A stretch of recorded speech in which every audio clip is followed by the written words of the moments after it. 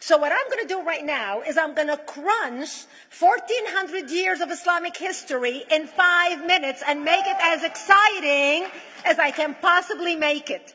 Because I hated history when I was a little girl. At this age, I appreciate history. And now I understand why they say those who don't learn from history are doomed to repeat it. In order for you to understand why Western civilization is very different than the Islamic world, you need to understand the history of Islam. When Prophet Muhammad supposedly revealed his revelation from the angel Gabriel that he is supposed to be the last of the prophets in the early 600s, he started preaching in his own city, Mecca. He tried to recruit friends and followers to be able to spread his religion. And he tried for 12 years and failed. And after 12 years, he was only able to recruit his immediate family and friends. So he decided, if I go to Medina, which was the Jewish hub of Arabia, the business hub where the Jews lived, if I go there and preach my religion to them, if they accept me, that will buy me respect and stature between my own people, and they will accept me. So Prophet Muhammad started borrowing a lot from the Old Testament to make his religion more palpable to the Jews, to make it a lot similar. This is why you see a lot of similarities between Judaism and Islam. For example, Jews don't eat pigs, Muslims don't eat pigs. Jews pray a few times a day, Muslims pray a few times a day. Jews fast on Yom Kippur, Muslims fast on Ramadan. And this is why you started seeing a lot of good writing in the beginning of the Quran when Prophet Muhammad was saying all the good things about the people of the book. He took his message and went to Medina trying to recruit the Jews, talking about the people of the book, talking about how similar the two religions are. When they refused to accept him and follow him as the last of the prophet, that's when he turned against them and started killing them and started expelling them. That's when Islam went from a spiritual movement for the first 12 years of Islam into a political movement cloaked in religion after the year of the Hijrah, after Muhammad went to Medina and the Jews did not accept him. He became a military warrior and declared war on them and started expelling them. Jews and Christians became dhimmi, or second-class citizens. They were only allowed to stay alive and not be killed only by paying the jizya, or the protection tax. So they had a choice: convert to Islam, or if you want to stay alive, you have to pay the jizya or protection tax, living as dhimmi in the Islamic nation. Christians and Jews could not ring church bells. Jews could not blow the shofar. Christians could not ring church bells. They could not pray publicly. Christians and Jews could not gather together and build new churches or new temples. And the way they paid the jizya, or the protection tax, was in a monthly ceremony where they would get together downtown and the Jew would kneel on his knee and hand his goods to the mullah, who would take the goods as the price for buying the protection. And in many areas, Jews and Christians were given necklaces to wear as a receipt that they paid their jizya, or their protection tax. Jews considered najis under Islam. Najis is bodily fluid. Najis is garbage. Najis is dogs. Najis is dirty. So Christians and Jews were treated as second-class citizens. Islam continued to grow. As Islam grew, more people became dhimmi, or second-class citizens. Jews and Christians were given identifiable clothing. The yellow star, which was given to the Jews, that most people think is a German invention. It was actually an Islamic invention in the 9th century in Iraq by the second Khalif, Khalif al-Mutawakkil of Iraq, who invented the yellow star for the Jews to be identified as they walked down the street. Because Jews were considered najis, if a Muslim man or a Jew walked on the same side of the street, the Jew had to cross the other side so the Muslim man can walk, so he's not dirtied by the filth of the Jew. Christians were given the zunnar, the belt, which most of you men are wearing right now. That was an Islamic invention for the Christians. Islam continued to grow. They went all the way to Jerusalem. They conquered Jerusalem. Christians couldn't ring their church bells in Jerusalem. The Pope in Rome in 1090 told the Christians, how could you sit idly by and allow your brethren to suffer like this in the Holy Land? You need to go liberate the Christians. You need to go help the Christians. That's why the Crusaders were launched. The Crusaders were not launched because they just felt like waking up in the morning and going and converting a bunch of Muslims or beheading them. The Crusaders were launched to liberate Jerusalem. And they were able to liberate Jerusalem for less than 100 years before Salah ad-Din al-Ayyubi, Saladin, took it back, and Jerusalem remained under Islamic control until 1967, when the State of Israel liberated Jerusalem, where Christians, Jews, and Muslims could pray under the same sky.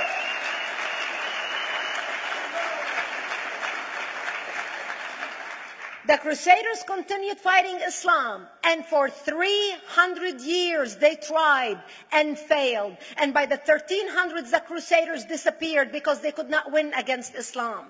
Islam continued to expand. They went all the way to Central Europe. They went all the way to China. They went to India. They conquered Spain. They changed the name of Spain from Spain to Andalusia. And they started, as they advanced, as they conquered more nations, more people paid the jizya, or the protection tax. And this is how the Islamic Empire grew. It went all the way until they was stopped at the gates of Vienna on 9/11. 9/11 is not a date that Osama bin Laden just picked out of a hat. 9/11 is a symbolic date in the Islamic calendar. By the 1600s, Islam had covered more of the earth's surface than the Roman Empire did at its peak. Between the 1600s and the 1800s, the Europeans were experiencing the European Industrial Revolution, where the Europeans were able to invent products on factory lines, where they are able to make money and sell products, which gave them the money to build a strong army in order to fight the Muslims. And that's how they were able to stop them at the gates of Vienna on 9/11. The Europeans started the pushback against Islam. They pushed them out of Europe. They pushed them out of all the way to the Middle East and North Africa. By 1924, the Islamic Empire ended. In 1924, the Islamic Caliphate ended in Turkey by President Ataturk, who was a secularist. He ended the Islamic Empire, and he gave women rights to vote. He gave women a right to an education, a right to work, a right to choose a husband. He forbid women from wearing the hijab. He forbid men from wearing the beard. The Muslims hate him so much that they consider him a Jewish agent, because they believe that his mother and her bloodline was Jewish, and that was the influence on Ataturk. By the time the Islamic Empire, or the Islamic Caliphate, or the Islamic State ended in 1924, the Islamic Caliphate had existed for 1400 years, and it ended less than 100 years ago. By the time the Islamic Caliphate ended in 1924, 270 million people around the world were killed by Islam. 270 million. And we didn't have weapons of mass destruction, and there was nuclear weapons. All of these people were killed, butchered by the sword. The people in the world, less than 100 years ago, how many people knew this history? Please raise your hand. We in America have failed to educate our children about history. We in America failed to educate our population about history. Our children in high school, you take any 17, 16-year-old kid, 18-year-old kid, and ask them about World War II. They can't even tell you what happened in World War II. For them, it's ancient history, and we still have our World War II veteran walking among us. That's how little we know of history. Islam ended in 1924, the Caliphate. People thought the Caliphate will never be resurrected. The Caliphate will never come back. But two things happened in the Middle East in the last century that made the Islamists be able to resurrect the Caliphate. Number one is the discovery of oil in Saudi Arabia, which we were able to discover and were stupid enough to allow them to nationalize it. And the number two that happened was Ayatollah Khomeini coming to power in 1979. That gave the Islamists the money and also the spiritual covering in order to explode on the world stage. And people say, oh, well, the Wahhabis exported their Wahhabi radical religion. The Wahhabis are the name of Wahhab. They're not a different sect of Islam. They follow the authentic preaching of Prophet Muhammad, the way Prophet Muhammad lived and practiced his religion. This is why neither you or me or any infidel can step a foot in Mecca, because as far as they're concerned, we are filth. And as infidels, we're not allowed to step a foot, not President Obama and not anybody else. As a matter of fact, Al-Qaeda used to use Saudi Arabia and its success as an excuse to recruit members, as the example to show them how Allah has blessed Saudi Arabia because of the way they adhere to the tenets of Islam. And today we talk about ISIS. ISIS is not a new invention. ISIS resurrected the caliphate that ended less than 100 years ago. Except we are too ignorant and too uninformed to understand what ISIS is doing and why ISIS is succeeding.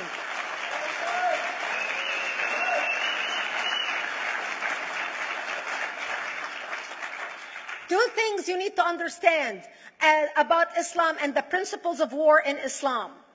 One is the law of taqiyya, which means lying and deception.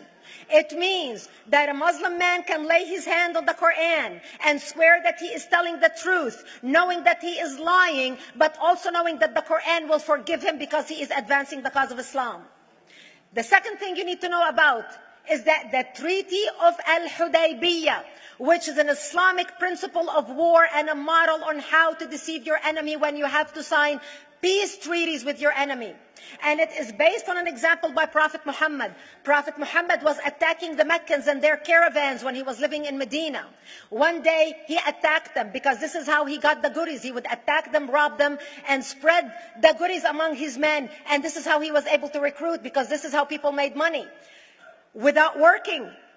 And so he attacked the Meccan caravans. When he realized he's not able to defeat the Meccans in that city of Al-Hudaybiyah, in that place, he signed a 10-year treaty with them. Does that sound familiar? A 10-year treaty with them that says he will not attack them, he will have peace with them, he will not declare war on them. Muhammad used the treaty for 2 years to build his military, strengthen his army, and when he realized he was strong enough to attack his enemies when they least expected it, because they thought they had a peace treaty with Muhammad, he broke the treaty, attacked them 2 years later, and Mecca fell within 24 hours because they were not expecting the attack. And that became a principle of war in Islam. And to give you an example of how that is practiced, this is why anything signed with Iran means nothing to them. And to give you an example of how this law has been put to use in recent history, Yasser Arafat, who's not an Islamist, but he is a Muslim, met with the Israelis and signed the Oslo Accord in 1993. Remember all the handshaking at the lawn of the White House? The Oslo Accord, Yasser Arafat used the peace treaty, the Oslo Accord with Israel, to get Israel to bring him back and give him his territory, finance his military, train his police, and give his police the weapons.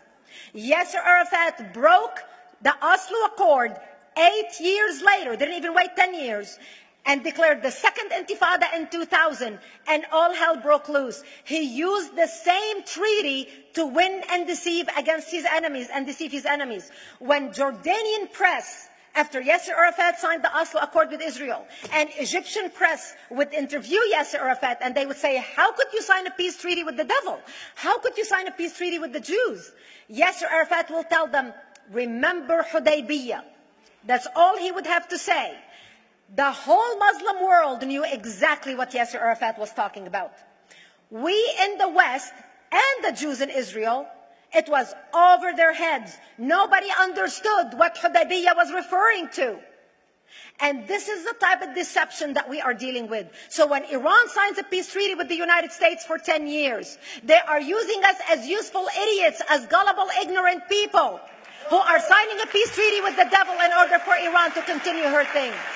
In this deadly game of thrones, there's no place for America or for Israel. We don't have to gamble with our future and with our children's future. Elie Wiesel. And I wish I could promise you, Elie, that the lessons of history have been learned. That is why it is so important to be wise about who we're going to put in the White House next year.